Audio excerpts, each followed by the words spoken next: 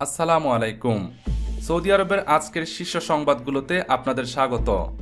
Saudi আরবের রাজধানী রিয়াদে বিকট বিস্ফোরণের শব্দ শোনা গেছে। সৌদি কর্তৃপক্ষ জানিয়েছে যে দুটি ড্রোনের আঘাতে রিয়াদে অবস্থিত মার্কিন দূতাবাসে আগুন লেগেছে এবং স্থাপনার ক্ষতি হয়েছে।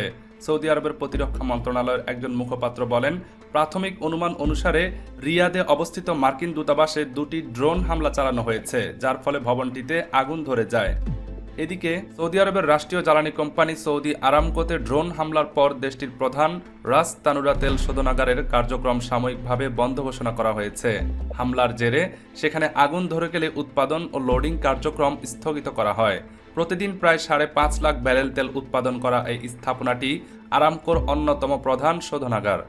এখান থেকে ইউরোপ ও এশিয়ার গুরুত্বপূর্ণ বাজারে, বিশেষ করে চীন, জাপান ও দক্ষিণ কোরিয়ায় বিপুল পরিমাণ তেল রপ্তানি করা হয়। হামলার পর এরই মধ্যে আন্তর্জাতিক বাজারে তেলের দাম দ্রুত বেড়ে যাচ্ছে।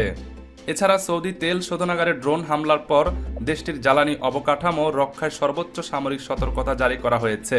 রাজকীয় সৌদি বিমান বাহিনী এবং আকাশ প্রতিরক্ষা ব্যবস্থা তেল খনি ও শিল্পাঞ্চলগুলোর চারপাশে নিরাপত্তা বলয় ব্যাপক জোরদার করেছে। এদিকে প্রতিবেশী দেশগুলোতে সংঘাত ও ড্রোন হামলার জেরে সৌদি আরবের উত্তরাঞ্চলীয় আকাশসীমা এবং জর্ডান সীমান্ত সংলগ্ন এলাকাগুলোতে বেসামরিক বিমান চলাচল সীমিত করা হয়েছে। রিয়াদ ও জেদ্দা বিমানবন্দর সচল থাকলেও বহু আন্তর্জাতিক ফ্লাইট ঘুরিয়ে নেওয়া হচ্ছে। এর ফলে যাত্রীদের 5 থেকে 7 ঘন্টা বাড়তি সময় লাগছে। সৌদি সিভিল অ্যাভিয়েশন যাত্রীদের বিমানবন্দরে যাওয়ার আগে তাদের সংশ্লিষ্ট এয়ারলাইন্সের অ্যাপ বা ওয়েবসাইট থেকে ফ্লাইটের বর্তমান অবস্থা যাচাই করার নির্দেশ দিয়েছে। এদিকে সৌদি সরকার 2026 সালের নতুন নীতিমালার আলোকে প্রবাসী শ্রমিকদের ইকামা নবায়ন এবং ফ্যামিলি ট্যাক্স সংক্রান্ত কিছু সংশোধনের ঘোষণা দিয়েছে। নির্দিষ্ট কিছু পেশার প্রবাসীদের জন্য ফি কমানোর প্রস্তাব বিবেচনায় থাকলেও নিরাপত্তা পরিস্থিতির কারণে অবৈধ প্রবাসীদের বিরুদ্ধে ধরপাকড় অভিযান আরও জোরদার করা হয়েছে। দেশটিতে অবস্থানরত বাংলাদেশি সহ সকল প্রবাসীকে বৈধ কাগজপত্র সাথে রাখা এবং জরুরি প্রয়োজন ছাড়া সীমান্ত এলাকাগুলোতে ভ্রমণ না করার পরামর্শ দেওয়া হয়েছে।